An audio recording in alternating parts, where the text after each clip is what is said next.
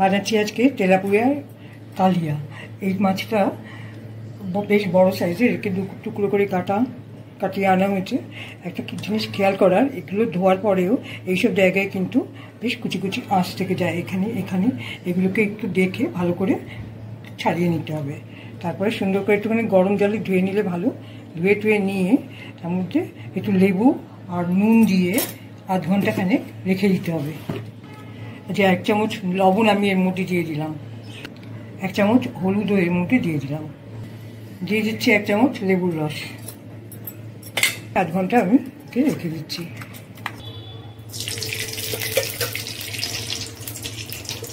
চামচ তেল দিলাম বড় টেবিল স্পুনের। এবার আমি পেঁয়াজ, আদা, রসুন এগুলো সব একসঙ্গে ভেজে নিচ্ছি।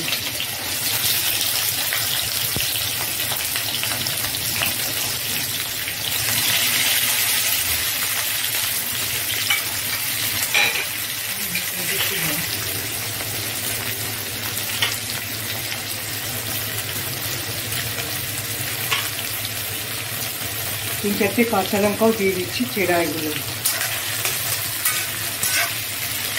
ওকে দিচ্ছি দুটো দারচিনি, কিছুটা কাজু, লবঙ্গ, এলাচ।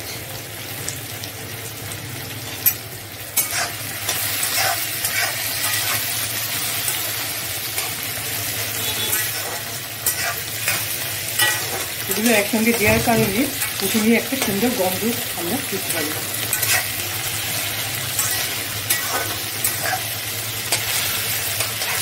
এটা মোটামুটি ভাজা হয়েছে, এখন আমি একে তুলে নিচ্ছি। আমি এগুলোকে তুলে নিলাম।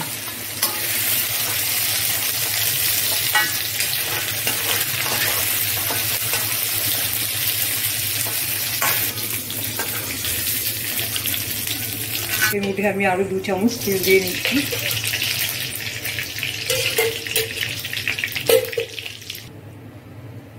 মাছগুলো আমি ভেজে নিচ্ছি।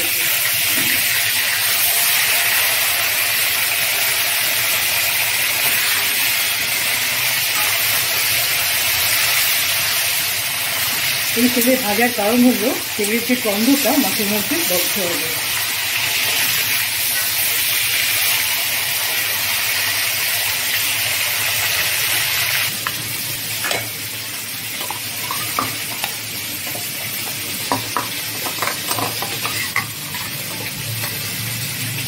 এগুলোকে এখন আমি ভালো করে পেস্ট করে নেব।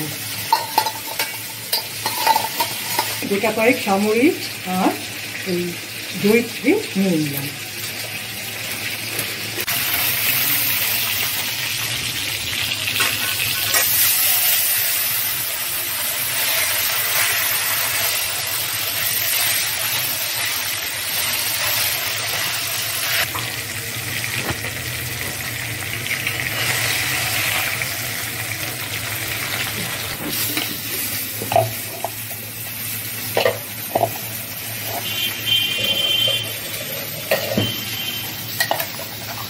তো একদম পেস্টটা আমার হয়ে গেছে। দেখো কি সুন্দর পেস্ট হয়েছে।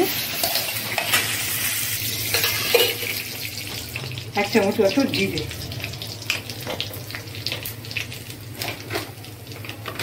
দিচ্ছি একটা তেজপাতা,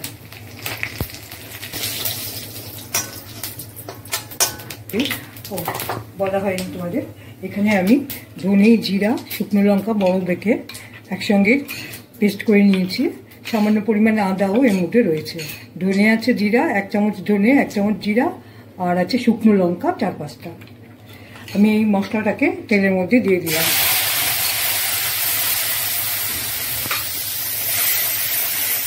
আস্তে একটু কমিয়ে দিচ্ছি।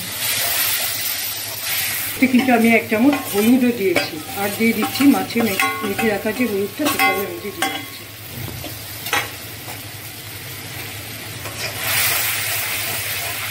আমি একটু কষিয়ে নিচ্ছি, কারণ এতগুলো জিনিস দেওয়া হয়েছে তো ওই জন্য আমি মনে করি। এই যে এবার আমার তৈরি করে রাখা মশলাটা এতে দিয়ে দিলাম।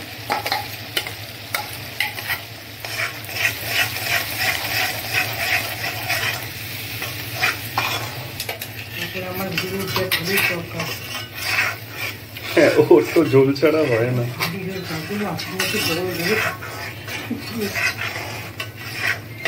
কালিয়া আর ঝালের কি পার্থক্য? ঝাল আর কালিয়াতে এই যে যদি এটা আমি ঝাল বানাতাম তাহলে ওই পেঁয়াজ কুচিয়ে ভেজে আবার দিতে হতো। আর এই মশলাটা না, ধনে জিরাটা লঙ্কাটা একটু বেশি পরিমাণ করে আদা ধনে জিরা এগুলো একটু দিতে হতো। আর ওইগুলো আমরা হ্যান্ডেল করতে পারবো না, ভাগ্য ভারী। ওটা কাজে লাগিয়েছো? হ্যাঁ, ওই যে একবার আমি একটা দিয়েছিল।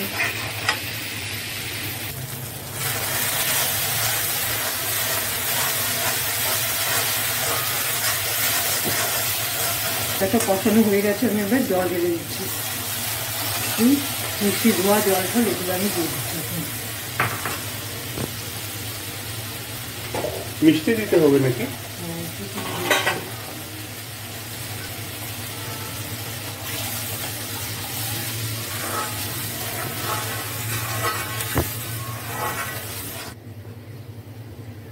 এক চামচ মতো লবণ দিচ্ছি, দিচ্ছি এক চামচ চিনি,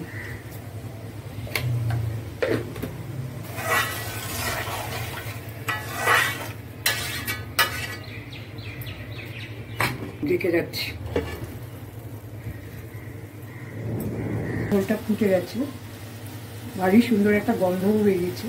এবার মাছগুলো আমি আস্তে আস্তে ছেড়ে দিচ্ছি। খুব আলতো করে মাছগুলো ছাড়তে হবে যাতে এগুলোর গায়ে খুব একটা প্রেশার না পড়ে।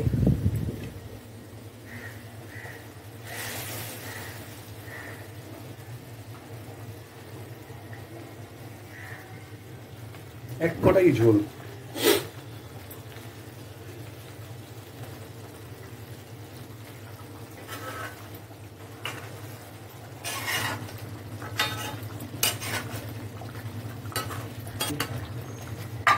হলো, তারপরে আর একটুখানি উল্টিয়ে দেবো, ঢেকে দিচ্ছি 2 মিনিটের জন্য।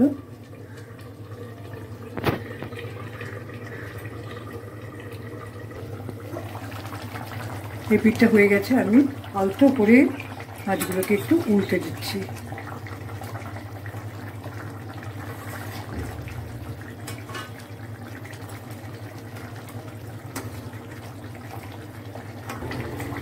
এবার আমি এর মধ্যে দিয়ে দিলাম 1 চামচ গরম মশলার গুঁড়ো।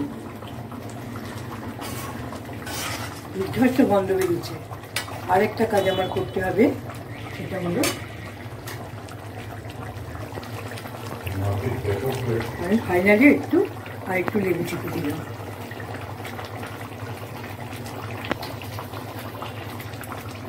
স্বাদ অনুযায়ী আমি আর 1 চামচ চিনি দিয়ে দিচ্ছি, এটা না দিলে অপশনাল, যার জিনিস টেস্ট অনুযায়ী এটা নিতে হবে। এটাকে নামিয়ে দিই। কালিয়া একদম তৈরি। এবার আমি গ্যাসটা অফ করে দিচ্ছি।